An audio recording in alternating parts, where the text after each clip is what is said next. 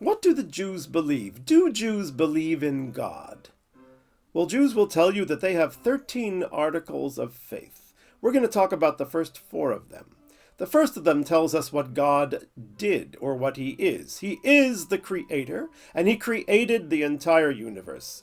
The universe indeed was created, something which scientists didn't believe until maybe a century ago when they began to accept the Big Bang Theory. That's a separate discussion. But God is the creator. That is the first article of faith that the Jews believe. The next 3 deal with what God is not. First of all, God is not one of many.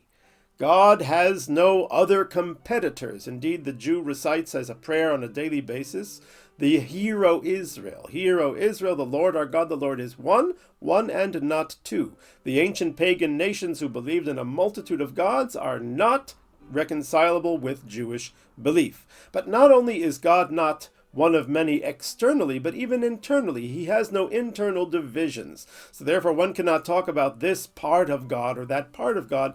God is not divisible. That's the first of the things that God is not. He is not part of many, and he is not divisible. The second, or the third of the attributes, the 13 attributes of belief, is that God has no physical manifestations whatsoever. He does not have a body. We cannot say that he is a spiritual being, because spiritual is also a limited concept. It's also, in a sense, a physical concept. So we can only say that the Jews believe that God has no physicality to him whatsoever.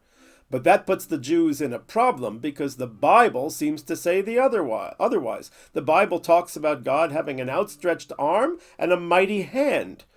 I thought we said that the Jews believe that God has no physical manifestations. Then what is the outstretched arm and the mighty hand? The answer that the Jews will tell you is that because this concept of God not having any physical manifestation is so complicated that a human mind cannot wrap itself around it. And yet God is involved in the affairs of men, which is something we will discuss in a future podcast. So therefore the Bible uses the imagery of an outstretched arm and a mighty hand when God is doing, as it were, battle, so we as humans could understand what the concept is. But that does not in any way, shape, or form represent the truth of God, who has no body. Fourthly, God has no time limitations. God created the universe, and the universe is where time exists. Time is a physical, material characteristic. If God had created the universe, he predates time, and God will exist after the universe has ceased to exist, and therefore he will post-date time, which means he has no time limitations. We would say that he is eternal, but again, it's phrasing it in the way of what God is not. God is not limited by time. And these are the first 4 of the articles of faith that Jews believe, that God is the creator, that he has no other gods or no internal divisions, he has no physical body whatsoever, and he has no limitations of time.